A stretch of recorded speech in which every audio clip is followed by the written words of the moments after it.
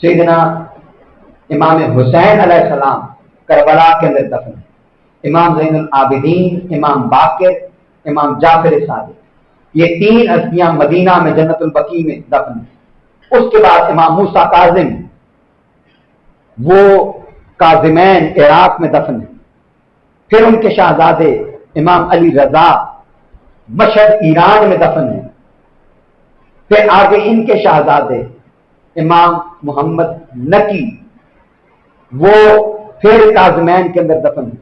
پھر ان کے شہزادے امام تقی، وہ بھی عراق میں ہیں، سمرہ کے اندر۔ اور پھر اسی طرح امام حسن عسکری، وہ بھی عراق کے اندر ہے۔ تو آپ تصور کیجئے کہ سارے اہل مدینہ ہیں، لیکن ان کو مدینہ میں بھی رہنے نہیں دیا گیا۔ تو امام علی رضا آپ کے بارے میں ہے کہ آپ اپنے والد گرامی سے، اپنے چچا سے بڑی کثیر احادیث آپ نقل کرتے ہیں، اور آپ نے انہی سے علم حاصل کیا، اور اپنی جوانی کی عمر میں آپ نے فتویٰ دینا شروع کیا، فتویٰ جاری کرنا شروع کیا۔ اور پھر مامون الرشید جو عباسی خلیفہ تھا، اس نے آپ کو مدینہ سے بلایا اور کہا کہ میں آپ کو اپنا جانشین اور ولی عہد بنانا چاہتا ہوں۔ وہ اس وجہ سے کہ بیسیکلی ہارون الرشید جو بادشاہ تھا، اس کے 2 بیٹے تھے، ایک امین تھا اور ایک مامون تھا۔ تو ایک کی والدہ عربی تھی اور ایک کی والدہ اجمی تھی۔ اب اس نے دیکھا کہ یہ دونوں بعد میں آپس میں جھگڑا کریں گے ایک دوسرے کے ساتھ، تو اس نے آدھا آدھا علاقہ دونوں میں تقسیم کر دیا کہ جو عربی علاقے ہیں وہ امین کو دے دیے، جو اجمی علاقے ہیں وہ مامون کو دے دیے۔ لیکن بعد میں مامون نے امین کو قتل کر دیا اور خود تخت پر بیٹھ گیا۔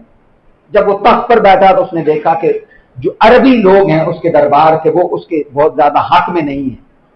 تو اس نے لوگوں کو اپنے حق میں کرنے کے لیے امام علی رضا کو مدینہ سے بلا کر توس کے اندر بلایا۔ یہ جو آج ایران میں جس کا نام مشہد ہے، اس کا اصل جگہ کا نام ہے توس، کوئیں کے ساتھ۔ یہاں بلایا آپ کو، اور یہاں بلا کر آپ کو اپنا جانشین اور ولی عہد مقرر کرنے کے لیے پیشکش کی، جس کو آپ نے 12 مرتبہ رد فرمایا، اور آپ نے فرمایا کہ ہم اس کو قبول نہیں کرتے۔ اور تو لیکن اس نے پھر جبراً آپ کو دھمکی جب دینا شروع کی، تو آپ نے اس کو مجبوراً یوں کہہ کر قبول فرمایا کہ ٹھیک ہے، لیکن ہم کار حکومت کے اندر دخل نہیں دیں گے، یعنی حکومت کے کاموں کے اندر ہمارا کوئی عمل دخل نہیں ہوگا۔ یہ صرف اس نے اس لیے کیا کہ تاکہ لوگ اس کی فیور میں ہو جائیں۔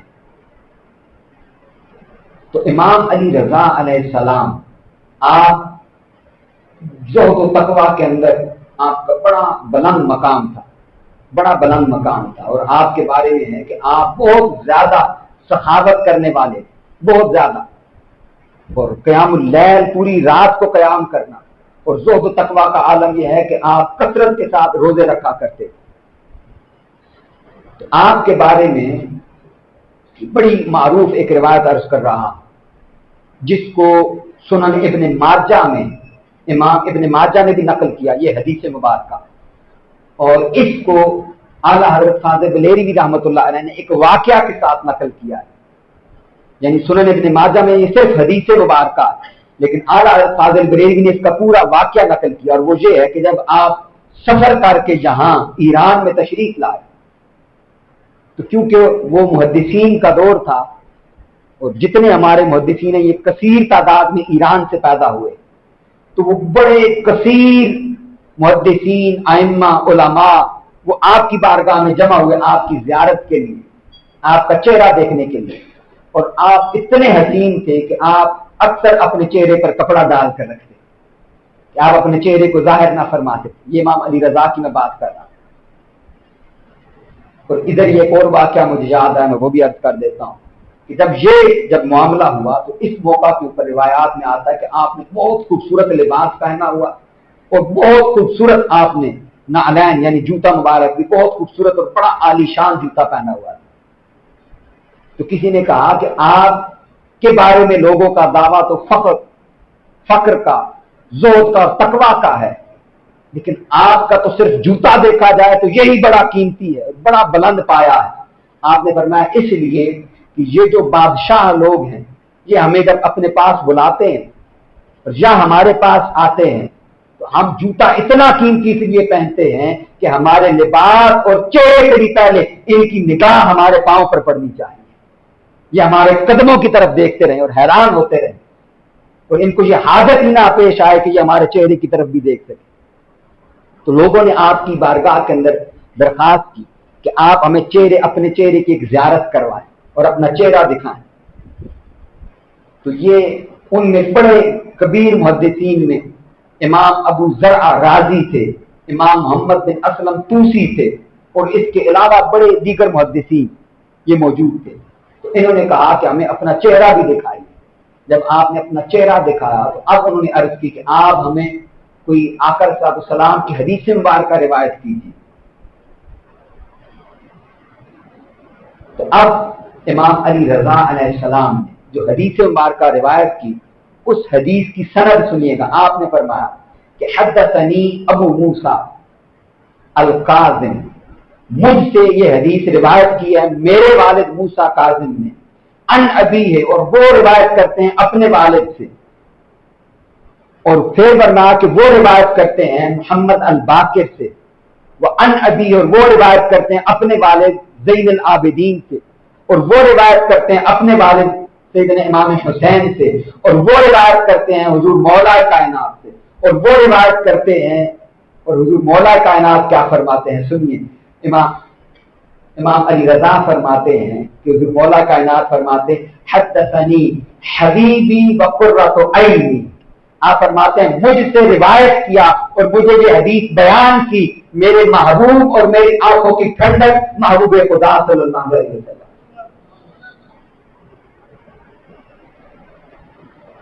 تو آقا صلی اللہ علیہ وسلم نے فرمایا حدثنی جبرائیل، مجھے جبرائیل نے یہ بیان کیا ہے، اور جبرائیل کہتے ہیں سمعت رب العزت، کہ میں نے اللہ رب العزت کو سنا ہے، کہ اللہ رب العزت فرماتا ہے، اور وہ کیا فرماتا ہے؟ اللہ رب العزت فرماتا ہے یقول لا الہ الا اللہ، کہ لا الہ الا اللہ یہ میرا قلعہ ہے، اور جو اس قلعے کے اندر آ جاتا ہے اللہ رب العزت فرماتا ہے کہ میں اس کو عذاب سے امان اور پناہ دے دیتا۔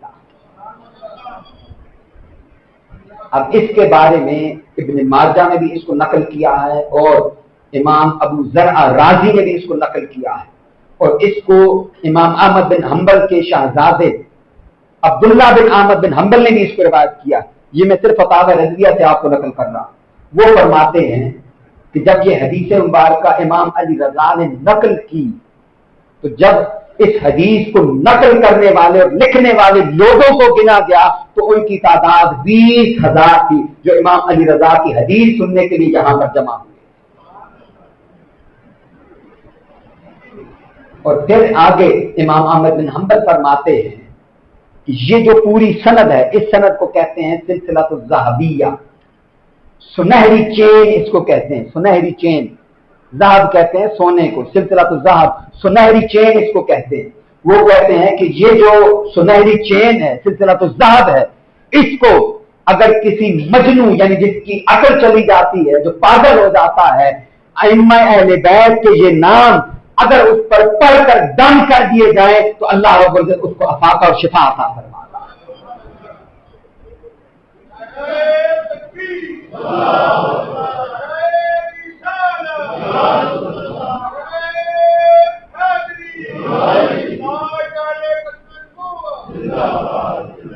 اعلیٰ فاضل بریلوی رحمۃ اللہ علیہ آپ اس پر دلیل دیتے ہیں، اور آپ فرماتے ہیں کہ ہم کتب وظائف میں پڑھتے ہیں کہ جو اصحاب کہف ہیں ان کے نام، ان میں اللہ رب العزت نے شفا رکھی ہے، ان کو وسیلہ بنایا جاتا ہے دعا کے لیے۔ تو فرمایا کجا یہ کہ وہ حضرت عیسیٰ علیہ السلام کی امتیوں میں سے ہیں، یہ آقا علیہ السلام کی امت میں سے بھی ہے اور حضور کے خانوادے میں سے بھی۔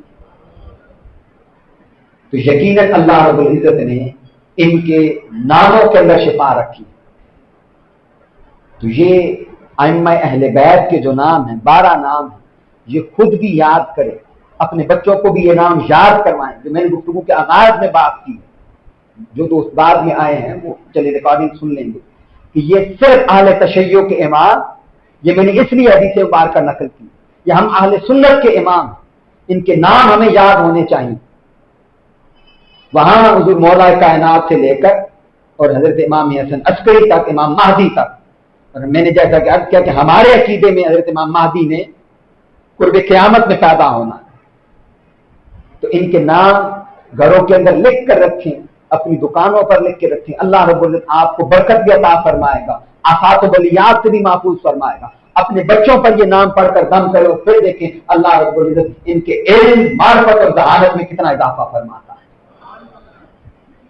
کیونکہ ہم جن کے بارے میں بات کر رہے ہیں امام علی رضا علیہ السلام کے بارے میں، ان کے بارے میں سب سے زیادہ چیز یہ آتی ہے کہ آپ کو اللہ رب العزت نے بہت کمال کا حافظہ اور ذہانت عطا فرمائی۔ آپ کی ذہانت کا عالم یہ تھا کہ آپ سے لوگ کثیر تعداد میں سوال کرتے، کثیر تعداد میں، اور آپ ان اکثر سوالات کا جواب صرف قرآن مجید کی آیات سے دیا کرتے۔ آپ کے جوابات قرآن مجید پر ہوتے، ہر سوال کا جواب آپ قرآن مجید سے ارشاد فرماتے۔ پھر آپ کے بارے میں بڑی خوبصورت چیز جس کو امام ابن حبان نے نقل کیا ہے، اور امام ابن حبان بھی ائمہ محدثین اہل سنت میں سے بڑی نامور شخصیت ہیں، جن کی کتاب صحیح ابن حبان پڑھتے ہیں تو آپ کی کتاب ہے الثقات، یعنی بڑے ثقہ جید راوی، اس میں آپ نے امام علی رضا کا تذکرہ کیا ہے۔ آپ فرماتے ہیں کہ آپ طوس میں دفن ہیں، ہارون الرشید کی قبر کے پاس آپ کا مزار مبارک ہے۔ تو امام ابن حبان کہتے ہیں کہ میں جتنا عرصہ طوس میں رہا، میرا معمول یہ تھا میں کثرت کے ساتھ امام علی رضا کی قبر پر حاضری دیتا تھا۔ اب آپ تصور کیجئے کہ ہمارے یہاں سے قافلے جاتے ہیں، خاص طور پر ایران کی زیارت کے لیے جاتے ہیں، ہم نے ان کو کس کے ساتھ مخصوص کر رکھا ہے کہ وہ زیارت کرنے کون لوگ جاتے ہیں؟ اگلی بات میں آپ کو بعد میں سناتا ہوں کہ امام ابن حبان نے اس پورے ترجمہ الباب کے اندر لکھا کیا ہے، کون لوگ جاتے ہیں۔ ہم میں سے صرف کون جاتا ہے؟ اہل تشیع حضرات، اور اہل سنت بھی یہی سمجھتے ہیں کہ یہ صرف کام کن کا کام ہے؟ انہی کا کام کہ وہی جاتے ہیں وہاں پر۔ اب یہ ائمہ اہل سنت میں سے اور محدث ہیں، سید ابن حبان کے مصنف اور مؤلف امام ابن حبان فرماتے ہیں میں جتنا عرصہ طوس میں رہا، میں آپ کی قبر انور کی زیارت کے لیے جاتا رہا۔ اور اگلی بات سنیے، آپ فرماتے میں نے ایک راز پایا وہاں طوس میں رہتے ہوئے، اور وہ یہ تھا کہ جب بھی مجھے کوئی پریشانی ہوتی، مجھے کوئی علمی مسئلہ درپیش آتا، مجھے کوئی مصیبت آ جاتی، پریشانی لاحق ہو جاتی، تو میں امام علی رضا کی قبر پہ جا کر اللہ رب العزت کی بارگاہ میں دعا کرتا۔ میں نے یہ پایا ہے تجربہ کی بنیاد پر کہ امام علی رضا کی جو مقام مدفن ہے، جو آپ کی قبر ہے، وہ مستجاب الدعوات جگہ ہے۔ میں نے جب بھی وہاں اللہ کے حضور دعا کی ہے، اللہ رب العزت نے میری دعا کو قبول فرمایا اور میری حاجت کو پورا فرمایا اور میری مصیبت اور بلا کو دفع فرمایا۔ یہ آپ نے آخری جملے لکھے جب آپ نے امام علی رضا کے بارے میں اپنا پورا ان کے بارے میں چیپٹر قائم کیا، اس میں آپ نے اس کو نقل کیا ہے۔ تو امام علی رضا علیہ السلام کے بارے میں اب آپ کی میں چند اقوال آپ کے سامنے پیش کرنا چاہوں گا۔ وہ یہ ہے کہ آپ جب وہاں پر آ گئے، آخری بات عرض کر دیتا ہوں کہ یہی مامون جس نے آپ کو ولی عہدی پیش کی تھی، تو اسی مامون نے بالآخر آپ کو ساتھ بٹھایا دعوت پر اور آپ کو انگور پیش کی، اور ایک روایت میں آیا کہ آپ کو پینے کے لیے کوئی مشروب دیا، اور امام ذہبی اور امام ابن حبان نے اس کو نقل کیا ہے۔ آپ فرماتے ہیں کہ وہ مشروب پینے سے آپ کی شہادت واقع ہے طوس کے اندر ایران میں، جس کو آج مشہد کہتے ہیں، اور جو زیارت گاہ عام بنی ہوئی ہے وہاں پر۔ آپ کے بارے میں ہے کہ آپ نے جو بڑی خوبصورت چیزیں ارشاد فرمائی ہیں، تو میں نے چاہا کہ میں ابھی کچھ وقت یہاں مسجد میں ہی بیٹھا ہوا تھا، میں نے خاص طور پر اہل سنت کے جو صوفیاء ہیں، اولیاء ہیں، ان سے آپ کی روایات کو نقل کیا تاکہ آپ کی تعلیمات کا بھی ہمیں اندازہ ہو کہ امام علی رضا علیہ السلام سے کن کن چیزوں کو نقل کیا گیا ہے۔ اب جو میں روایت آپ کے سامنے نقل کر رہا ہوں، یہ کتاب ہے الجلیس السہل الکافی، अल अनीस शाफी, इसके तफस्सुर 23 पर नकल है। और ये रिवायत भी इमाम अली रजा अलैहिस्सलाम अपने वालिद गिरामी इमाम मूसा काज़िम और फिर वो अपने वालिद गिरामी इमाम जाफर सादिक, और वो आगे रिवायत नकल करते हुए वो फरमाते हैं कि इमाम अली रजा फरमाते हैं कि 3 चीजों को तकदीर में लाजिम समझो, और वो क्या है?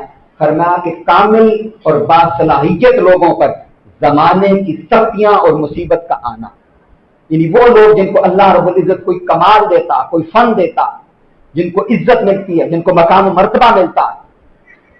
और फिर आगे आपने फरमाया कि अपने फन और महारत में आगे चले जाने वाले लोगों पर महरूमी और नाकामी का मुसल्लत होना।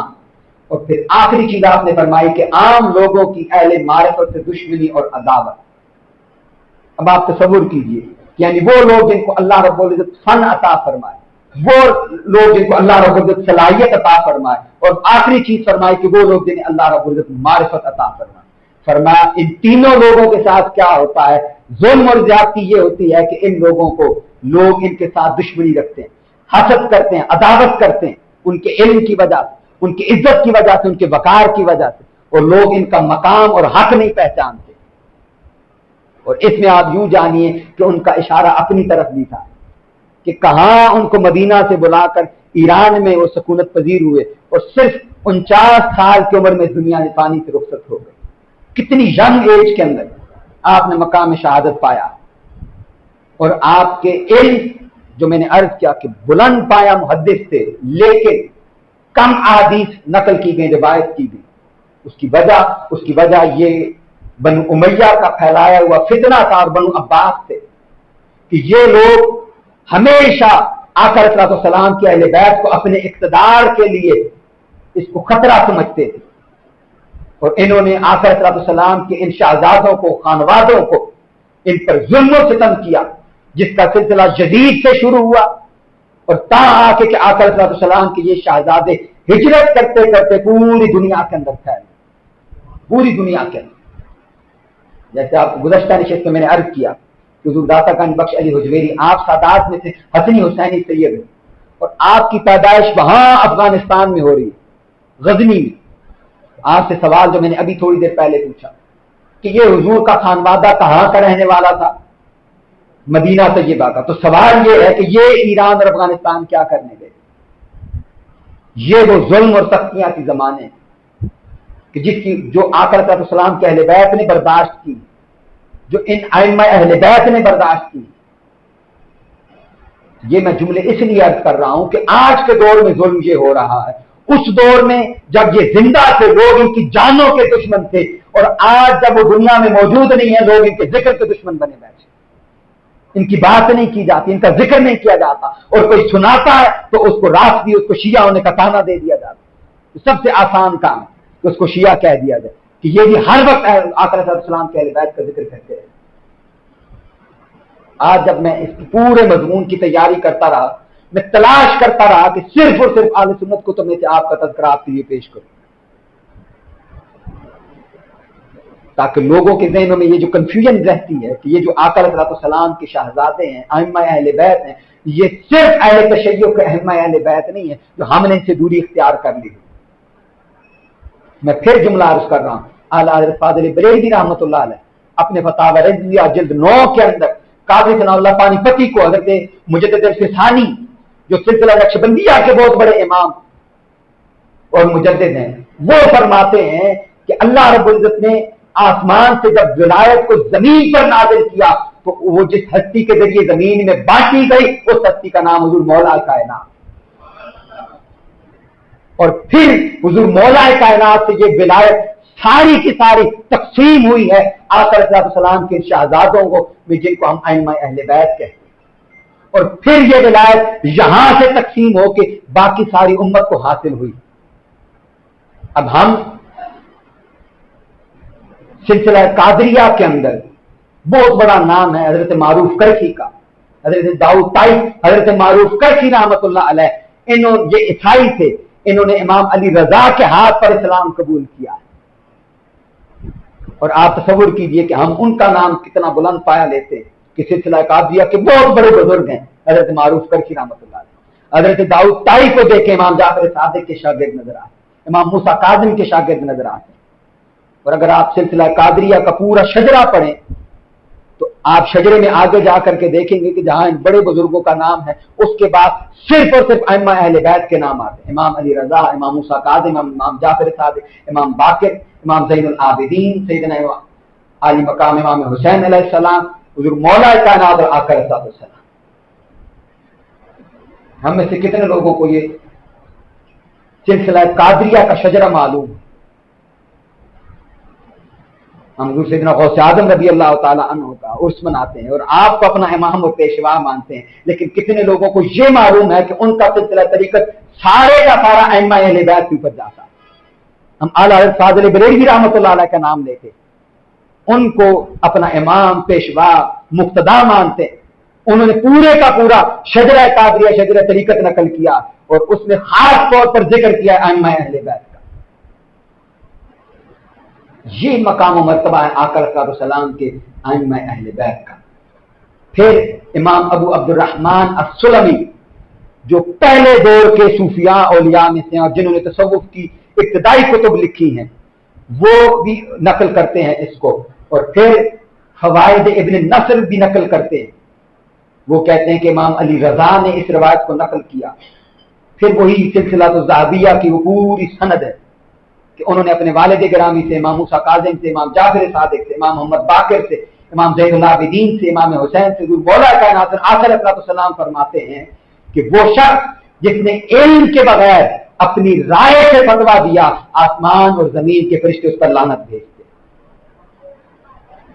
आज के दौर में आप तसव्वुर कीजिए कि हमारा पूरा मुआशरा मुफ्ती बना हुआ, पूरा मुआशरा, हर दूसरे शख्स पर हर शख्स फतवा लगा रहा, कोई कुफर का फतवा, कोई गुस्ताखी का फतवा, आले सुन्नत से खारिज होने का फतवा, फलाना फतवा, फलाना फतवा, बेखौफ होकर।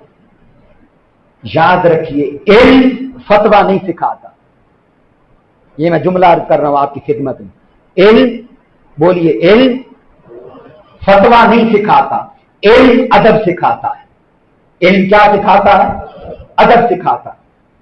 और अदब किस बात का नाम है? अदब इस बात का नाम है कि आपका जिनसे इख्तिलाफ भी होता है तो आप इख्तिलाफ कैसे करते हैं। इमाम शाफी के बारे में आता है कि जब भी इराक और बगदाद में आते, इराक और बगदाद में, तो रफ़ा यदैन किए बगैर नमाज पढ़ा करते। अपना फतवा रफ़ा यदैन का था, अपना फतवा ऊंची बिस्मिल्लाह रहमान रहीम पढ़ने का था, अपना फतवा ऊंची आमीन कहने का था। लेकिन जब बगदाद में आके नमाज पढ़ते तो रफ़ा यदैन भी तर्क कर देते, ऊंची आमीन भी तर्क कर देते, ऊंची बिस्मिल्लाह भी तर्क कर देते।